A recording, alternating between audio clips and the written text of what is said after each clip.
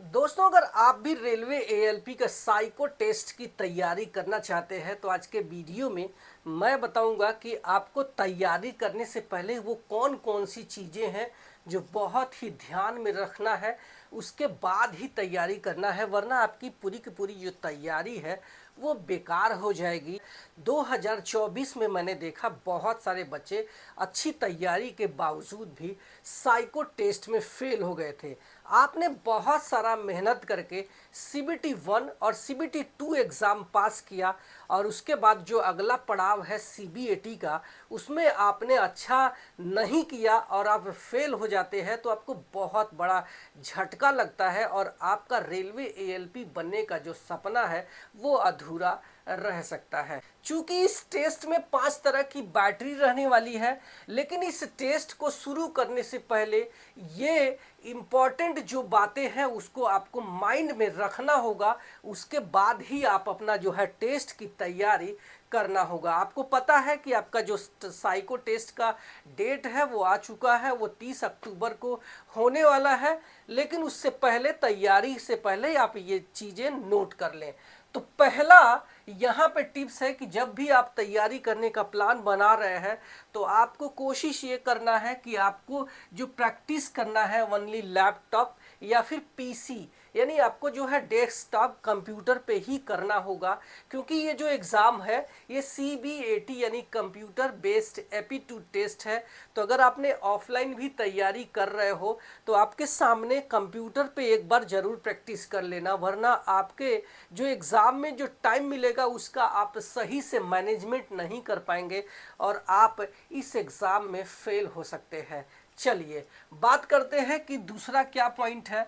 तो आपको used wire mouse with without scroll button, without यहाँ पे लिखना चाहिए था, मैं विथ लिखा हूँ, तो विदाउट स्क्रॉल बटन इसका क्या मतलब है? यानी कि जब आप कंप्यूटर स्क्रीन चला रहे हो या कंप्यूटर लैपटॉप चला रहे हो तो उसमें आपको एक माउस यूज़ करना है। माउस यूज़ करना है विदाउट वायर नहीं बल्कि वायर्ड वाला, और उसमें जो बीच में स्क्रॉल बटन होता है, सर्कल रहता है, वो रोल करता है, वो आपका काम नहीं करेगा। मेन एग्ज़ाम में आपको अपना जो लेफ़्ट और राइट की है इसी का यूज़ करना होता है। और अगर आपको ऊपर नीचे करना है, जैसे हमें ये स्क्रॉल बार है, इसमें जो है कोई चीज़ हमें नीचे लेके आना है तो आपको अपना जो बीच वाला स्क्रॉल बटन है उसका यूज़ नहीं करना है, बल्कि आपको लेफ़्ट की को प्रेस करके ही आपको नीचे ऊपर इसको करना होगा, तभी आपको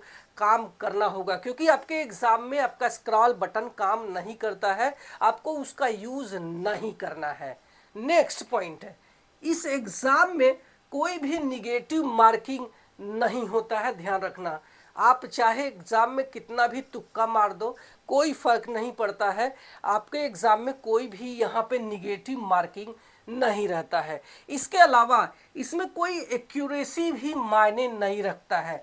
जैसे अभी मान लो आपको सवाल पूछे गए 50, तो आपने उसमें चाहे 25 सवाल गलत कर दो, चाहे आप 25 सही कर दो, लेकिन फिर भी आप जो है पास हो सकते हैं। यहाँ पे कोई एक्यूरेसी का कोई मायने नहीं रखता है। हाँ, इसमें मिनिमम जो पासिंग मार्क है प्रत्येक टेस्ट बैटरी में वो डिसाइड आरडीएसओ ने किया है, उसके बारे में हम डिटेल में बात करेंगे। लेकिन हाँ, इसके आप एक्यूरेसी का कोई मायने नहीं रखता है। इसके अलावा no reservation in psycho test है, इसमें एससी एसटी ओबीसी या फिर आपका जो ईडब्ल्यूएस का रिजर्वेशन होता है इसमें नहीं होता है। जैसे अगर आपने सीबीटी 2 एग्ज़ाम के पार्ट ए में अगर आपने एग्ज़ाम दिया है तो वहाँ पे आपका जो है एक रिजर्वेशन होता है, लेकिन अगर आपने पार्ट बी का एग्ज़ाम दिया होगा तो उसमें आप ट्रेड टेस्ट में आपको मिनिमम 27 नंबर लाना ही है, वहाँ पे कोई रिजर्वेशन नहीं होता है। इसी तरीके से हमारा जो साइको टेस्ट है इसमें भी कोई भी रिजर्वेशन नहीं होता है। इसके अलावा अगला पॉइंट है हमारा exam language in Hindi and English है। आपने सीबीटी 1 और सीबीटी 2 एग्ज़ाम दिया है और वहाँ पे आपको हिंदी, इंग्लिश, मराठी, कन्नड़ा, उड़िया, पंजाबी, बहुत सारे लैंग्वेज यानी 15 लैंग्वेज में आपका एग्ज़ाम हुआ है और आपने अपने मनपसंद जो लैंग्वेज है उसमें उसमें एग्ज़ाम आपने दिया हुआ है, लेकिन ये जो साइको टेस्ट आपका होगा उसमें 2 लैंग्वेज होगा, एक तो होगा इंग्लिश और दूसरा होगा हिंदी, और कोई भी वहाँ पे भाषा नहीं होगी। ऐसा भी नहीं कि ये ऑप्शनल है कि आपने हिंदी चुन लिया तो आपको हिंदी ही दिखाई देगा, ऐसा नहीं है। आपका जो क्वेश्चंस होगा, आपको जो भी डायरेक्शंस लिखा जाएगा हिंदी में, आपने देखेंगे कि उसके साथ में इंग्लिश का भी पोर्शन लिखा हुआ दिखाई देगा। आपको इतनी बातें समझ में आ गई होगी, ऐसा मैं उम्मीद करता हूँ। टेस्ट की बात कर लेते हैं कि ये कौन कौन से टेस्ट यहाँ पे पूछे जाने वाले हैं।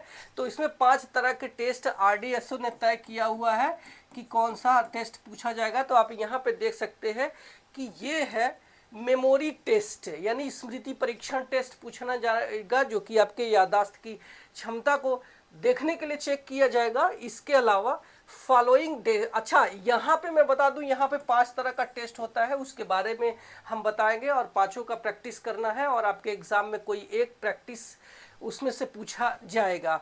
नेक्स्ट है हमारा फॉलोइंग डायरेक्शन टेस्ट, निर्देश समझने की योग्यता का परीक्षण। इसके बाद होता है डेप्थ परसेप्शन टेस्ट, यानी कि आपका जो है दूरी का अनुमान लगाने का टेस्ट है। इसके अलावा पावर ऑफ ऑब्जर्वेशन, यानी अवलोकन की जो है शक्ति का परीक्षण है। इसके अलावा परसेप्चुअल टेस्ट है, यानी कि 5 टेस्ट आपका यहाँ पे रेलवे ने डिसाइड किया हुआ है, और इसमें भी कई टाइप के अलग अलग टेस्ट है। अगली वीडियो में हम उन सारे टेस्ट के बारे में आपको बताने वाले हैं। तो उम्मीद है कि ये वीडियो आपके लिए हेल्पफुल लगा होगा। Thank you so much.